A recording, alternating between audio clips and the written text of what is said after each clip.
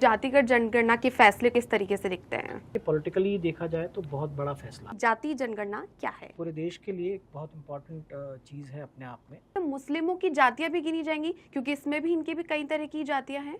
निश्चित रूप से गिनी जाएंगी। 1931 में आखिरी बार अंग्रेजों के समय में देश में जातिगत जनगणना हुई थी। नमस्कार, महानगर टाइम्स देख रहे हैं आप और आपके साथ हूं मैं छवि फागना। देखिए, केंद्र की मोदी सरकार ने देश में जाति जनगणना कराने का फैसला किया है। लंबे समय से इसे लेकर मांग चल रही थी कि जाति जनगणना के ऐलान ने अब पूरे देश की राजनीति में हलचल पैदा कर दी है। बड़ी बात यह है कि विपक्ष इसे अपनी जीत के रूप में देख रहा है। उसका तर्क है कि कांग्रेस और दूसरी पार्टियां लंबे समय से केंद्र पर दबाव बना रही थी, तब जाकर जाति जनगणना का ऐलान किया गया। अब सवाल ये उठता है कि जाति जनगणना का मतलब क्या है, इसकी आखिर क्यों जरूरत पड़ी है। बिना देर किए आज इसी मुद्दे पर हम बात करते हैं। हमारे साथ स्टूडियो में मौजूद है वरिष्ठ पत्रकार मनीष गोदा जी। सर, बहुत स्वागत है आपका। सर, कम शब्दों में आप दर्शकों को ये समझा दीजिए कि जाति जनगणना क्या है। देखिए, जाति जनगणना हमारे देश में चूंकि बहुत सारी जातियां, गोत्र, उपगोत्र बहुत सारी हैं, तो जाति जनगणना राज्य मतलब पूरे देश के लिए एक बहुत इम्पोर्टेंट चीज़ है अपने आप में। और वो इसलिए इस मायने में बहुत इम्पोर्टेंट है कि हमारे आरक्षण की व्यवस्था लागू है। जो अनुसूचित जाति, अनुसूचित जनजाति और अन्य पिछड़ा वर्ग, और राजस्थान में तो जो मोस्ट बैकवर्ड क्लास है जिनमें गुर्जर और ये लोग आते हैं, उनके लिए भी आरक्षण की व्यवस्था है। तो जातिगत आरक्षण की चूँकि हमारे यहाँ व्यवस्था है, और ये व्यवस्था सिर्फ नौकरियों में नहीं है, ये व्यवस्था हमने हमारे जो जनप्रतिनिधि चुने जाते हैं, जो संसद में और विधानसभाओं में जाते हैं, उनके लिए भी हमने आरक्षण की व्यवस्था कर रखी है।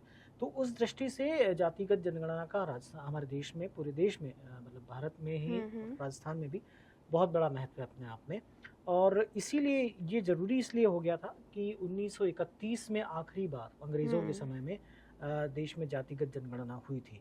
अंग्रेज इसको रेगुलर कराते थे, लेकिन हमारे देश में आज़ादी के बाद से पहली बार 75 साल में, बल्कि उसके पहले के भी 20 साल गिन लिए जाए, 15 साल 20 साल 1931 में हुई थी, उन सबको गिन लिया जाए तो एक बहुत लंबे अरसे बाद, लगभग एक सदी का समय हो जाता है, उसके बाद जा करके ये जातिगत जनगणना होने जा रही है। तो इसका अपने आप में बहुत बड़ा महत्व और है। ये इस रूप में है कि जब सेंसस करने वाले लोग आपके यहाँ आएंगे तो वो आपसे आपका नाम, पता, जो कुछ भी पूछेंगे, उसके साथ ही ये भी पूछेंगे कि आप किस जाति से बिलोंग करते हैं, आपकी जाति क्या है। तो वो जातिगत जनगणना है। एक कॉलम होगा उसमें, जो क्वेश्चनर आपको दिया जाएगा, आपसे जो पूछा जाएगा, उसमें एक कॉलम होगा जिसमें पूछा जाएगा कि आपकी जाति क्या है। हो सकता है गोत्र के बारे में भी जानकारी ले, क्योंकि फॉर्म अभी बनने वाला है, बनेगा अभी, स्पष्ट नहीं है, लेकिन जाति का एक कॉलम उसमें होगा। सर, जिस तरीके से जाति जनगणना का जैसे ही केंद्र सरकार ने ऐलान किया, उसके बाद में विपक्ष कह रहा था कि हमारे दबाव में बीजेपी ये कर रही है। अब अचानक से ये एजेंडा बनाया जा रहा है कि बीजेपी की अचानक से विचारधारा आखिर कैसे बदल गई है जाति जनगणना को लेकर? देखिए, इसमें कोई शक नहीं है कि कांग्रेस इसको लेकर के लंबे समय से डिमांड कर रही थी। राहुल गांधी जो कांग्रेस के नेता हैं, वो लंबे समय से इस बात की डिमांड कर रहे थे कि जातिगत जनगणना कराई जानी चाहिए। भारतीय जनता पार्टी ने ऐसा कुछ नहीं है कि मना किया हो या कि ये कहा हो कि नहीं, हम जातिगत जनगणना नहीं कराएंगे। इसको लेकर के केंद्र सरकार ने कुछ भी नहीं बोला था, ना हाँ में कोई बात कही थी, ना में कोई बात कही थी। अभी जो है ये फैसला किया गया है, इसके दो कारण सीधे सीधे नज़र आते हैं। पहली बात तो ये कि भारत और पाकिस्तान के बीच जो पहलगाम का आतंकी हमला हुआ है, उसके बाद जिस तरह के हालात बने हैं, तनाव की स्थितियां जो बनी हैं, मुझे लगता है कि सरकार शायद एक संदेश ये देना चाहती है कि सीमा पर चाहे कितना भी तनाव हो और सारी चीज़ें कैसी भी चल रही हो, लेकिन देश अपनी गति से चल रहा है आगे। देश में किसी तरह का कोई मतलब ऐसे तनाव की स्थिति नहीं है, और जो बाकी जो काम है सरकार की, वो सब अपने अपनी गति से चल रहे हैं। और दूसरा कारण जो मुझे लगता है वो ये है कि चूँकि देखिए 2027 में परिसीमन होना है, जो लोकसभा और विधानसभा की सीटें हैं, उनका परिसीमन एक नए सिरे से होना है। इसी के साथ जनगणना भी प्रस्तावित है। आरक्षण की व्यवस्था लागू करने के लिए, उन सारे चीज़ों के लिए मुझे लगता है कि शायद सरकार ने सोच करके ही ये जातिगत जनगणना। सर, आप कॉलम की बात कर रहे थे, कॉलम से ही, चूंकि जातिगत जनगणना में धर्म के साथ जाति का भी एक कॉलम होगा, आपने बताया डॉक्यूमेंट्स में, तो ऐसे में कास्टिज्म की जब बात आती है तो मुस्लिमों की जातियां भी गिनी जाएंगी क्योंकि इसमें भी इनकी भी कई तरह की जातियां हैं। निश्चित रूप से गिनी जाएंगी। जब जब जाति सबकी गिनी जाएगी तो उनकी भी गिनी जाएगी, इसमें कोई शक नहीं है। और ये जो व्यवस्था है ये इसी वजह से मतलब जातिगत जनगणना का इसीलिए बहुत बड़ा महत्व है। देखिए हम लंबे समय से देख रहे हैं हमारे यहाँ का जो सिस्टम बना हुआ है कि 50% आरक्षण की व्यवस्था लागू है और जातिगत आरक्षण की व्यवस्था लागू है। आर्थिक आधार पर आरक्षण हमारे यहाँ लागू किया गया है 10%, लेकिन हमारे यहाँ जो आरक्षण की व्यवस्था चाहे नौकरियों में हो चाहे जो जनप्रतिनिधियों का मामला है 50% आरक्षण की व्यवस्था लागू है। अब 50% आरक्षण में आज कई जाति समुदाय ऐसे हो गए हैं कि जो ये डिमांड कर रहे हैं कि हमारा प्रतिनिधित्व ज़्यादा है इसलिए हमको ज़्यादा मिलना चाहिए। कोई कहते हैं कि हमारा ज़्यादा है हमको ज़्यादा मिलना चाहिए। 2012 में तत्कालीन कांग्रेस सरकार ने जातिगत सर्वेक्षण करवाया भी था, उसकी रिपोर्ट सामने नहीं आई है, लेकिन जिस तरह की बातें सामने आई हैं कि 46 लाख जातियां आइडेंटिफाई हो गई थी उसमें, क्योंकि उसका एक रीज़न ये था कि जिस व्यक्ति ने जो अपनी जाति बताई या जो अपना नाम बताया वही दर्ज कर लिया गया था। तो 46 लाख जातियां सामने आ गई, गोत्र और जातियां सामने आ गई। अब आप सोचिए कि इसको क्लासिफाई करना, इसको बनाना, इसके आधार पर आरक्षण की व्यवस्था करना, ये सब कितना मुश्किल काम था। इसीलिए उसकी रिपोर्ट सामने भी नहीं आई है और उसको मुझे लगता है कि सरकार अब यूज़ भी नहीं करेगी। ये वाली जो जातिगत जनगणना होगी, जिस तरह की चर्चा हम सुन रहे हैं कि सरकार जो है कुछ खास मतलब जितनी भी खास जातियाँ उनको नोटिफाई करेगी और उसके बाद जो है फिर उसमें कॉलम में रखा जाएगा कि बहुत किसका कितना प्रतिनिधित्व है। और ये इस दृष्टि से बहुत इम्पोर्टेंट है कि जब हम आने वाले समय में जब नीतियाँ बनते देखेंगे, आरक्षण की व्यवस्था लागू होते देखेंगे, जनप्रतिनिधि और चूंकि परिसीमन के बाद सीटें बढ़नी है, मतलब ये तय मान के चलिए कि आज जितनी 542 सीटें संसद में हैं तो वो निश्चित रूप से 150 से 200 सीटें बढ़ेगी। राजस्थान में 200 सीटें विधानसभा में हैं तो लगभग 60 से 70 सीटें बढ़ेंगी। तो उसके हिसाब से फिर निश्चित रूप से जब प्रतिनिधित्व की बात आएगी, जब ये जाति समुदाय कहेंगे कि हमारी इतनी सीटें और मिलनी चाहिए हमें, जैसे हमें अनुसूचित जाति की सीटें हैं, जो जाति क्या कहते हैं SC की सीटें हैं, वो सब अपनी अपनी डिमांड रखेंगे।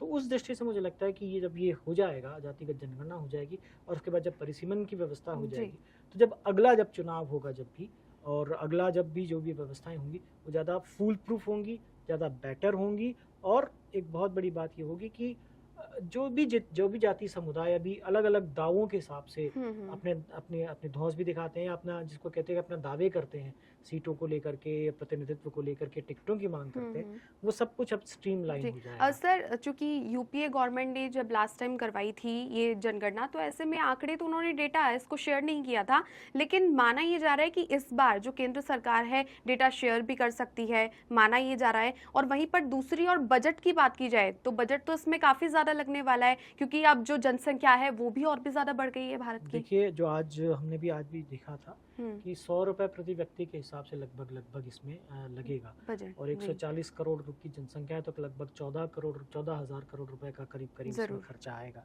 लेकिन ये बहुत जरूरी है, ये इस दृष्टि से जरूरी है। जनगणना हमारे यहाँ व्यवस्था थी कि हर 10 साल में जनगणना होती थी। अब की बार जनगणना लगभग 6 साल लगभग देर से होगी। 2020-21 में होनी चाहिए थी, पर उस समय चूंकि कोविड का समय चल रहा था तो उस वजह से नहीं हो पाई और उसके बाद दूसरी व्यवस्थाओं की वजह से नहीं हो पाई।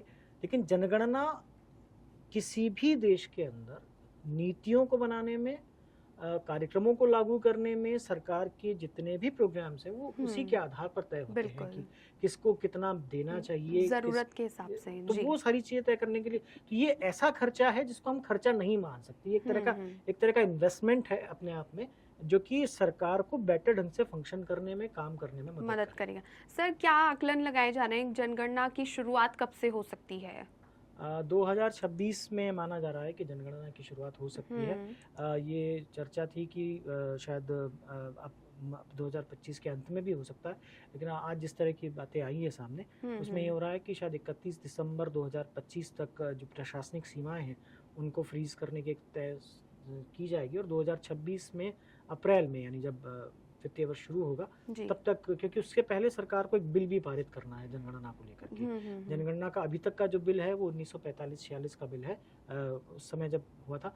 उसके बाद अब चूंकि जातिगत जनगणना इसमें जोड़ी जानी है तो उसके लिए संविधान में मतलब उसका एक बिल संसद में पारित होना जरूरी है, तो उसके लिए सरकार को बिल पारित करना पड़ेगा। उस बिल को पारित करने के बाद फिर जो है सारी आगे की प्रक्रिया होगी। और चूंकि फॉर्म बनना है, फॉर्म बनने के बाद लोगों का प्रशिक्षण होना है, जो क्योंकि बहुत बड़ा काम है, 140 करोड़ लोगों को गिनना, पूरे देश के अंदर ये सारा काम होना है और हालांकि अब की बार काफ़ी मतलब बताया जा रहा है कि काफ़ी आधुनिक होने वाला है, टैबलेट्स के जरिए ये सारी जनगणना होने वाली है। तो उसके आंकड़े आने में ज़्यादा समय नहीं लगेगा, लेकिन जो उसकी पूरी कवायद है, जो पूरी प्रोसेस है, उसको करने में भी समय लगेगा। तो मुझे लगता है कि शायद अप्रैल 2026 का हम सुन रहे हैं कि शायद उस समय तक ये जनगणना का काम शुरू हो जाए। सर, चूंकि लक्ष्य 2029 के लोकसभा चुनावों को लेकर भी बीजेपी ये कर रही है, ऐसे लगाए जा रहे हैं कयास, क्योंकि महिला आरक्षण के साथ में ये चुनाव करवाएंगे, तो ऐसे में ये भी वजह हो सकती है जनगणना करवाने की। और युद्ध स्तर पर जो ग्राउंड पर तैयारियां होंगी, जैसे कि आपने बताया कि रिपोर्ट्स भी आएंगी, तमाम जो कास्ट है उसके हिसाब से महिलाओं को भी अब संसद तक भेजा जाएगा।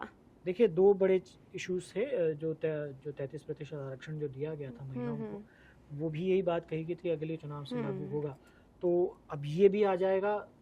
मुझे लगता है कि जब 2026 में ये काम होगा सेंसस का, और उसके बाद जब परिसीमन होगा, तो ये 2 से 3 साल का समय लग जाएगा लगभग। तो 2029 में जो चुनाव है, उम्मीद करते हैं कि तब तक सेंसस के नए आंकड़े आ जाएंगे, जनगणना के भी आंकड़े आ जाएंगे, और जो आपका जातिगत जनगणना है, उसकी जातिगत जो व्यवस्था है, उसके भी आंकड़े आ जाएंगे। तो शायद 2029 का चुनाव 2 चीज़ों के साये में होगा। एक तो नई जातिगत जनगणना के हिसाब से, नए आंकड़ों के हिसाब से, और उम्मीद की जानी चाहिए कि महिला आरक्षण की व्यवस्था भी उस समय तक लागू हो जाएगी। तो 2 बड़ी चीज़ें, शायद आने वाला जो चुनाव होगा 2029 का, वो बिल्कुल एक नए स्वरूप में, एक नए तरीके से, और एक बिल्कुल नई व्यवस्था के तहत वो चुनाव उम्मीद की जानी चाहिए कि होगा। सर, क्या कहना चाहेंगे आखिर में इस जातिगत जनगणना के फैसले को लेकर? बीजेपी का ये फैसला को आप किस तरीके से देखते हैं? देखिए, इसमें कोई शक नहीं है कि पॉलिटिकली देखा जाए तो बहुत बड़ा फैसला है अपना, क्योंकि और इसका फ़ायदा खैर किसको मिलेगा ये अभी नहीं कहा जा सकता, ये समय बताएगा आगे, और जिस तरह के आंकड़े आएंगे उससे भी सारी चीज़ें तय होगी। लेकिन इसमें कोई शक नहीं है कि भारतीय जनता पार्टी ने केंद्र सरकार में रहते हुए एक बहुत बड़ा दांव खेला है। मुझे लगता है कि शायद अब तक का सबसे बड़ा ऐतिहासिक फैसला है, क्योंकि इतने साल बाद ये सब हो रहा है, और ये एक ऐसा फैसला है जिसका कि बहुत बड़ा असर हमारी अर्थव्यवस्था पर, हमारी सामाजिक व्यवस्था पर, हमारी राजनीतिक व्यवस्था पर पड़ेगा। क्योंकि जब अभी तक जो आंकड़े हम देख रहे थे वो 1931 के आंकड़े थे, उसके हिसाब से सारी व्यवस्थाएं चल रही थी।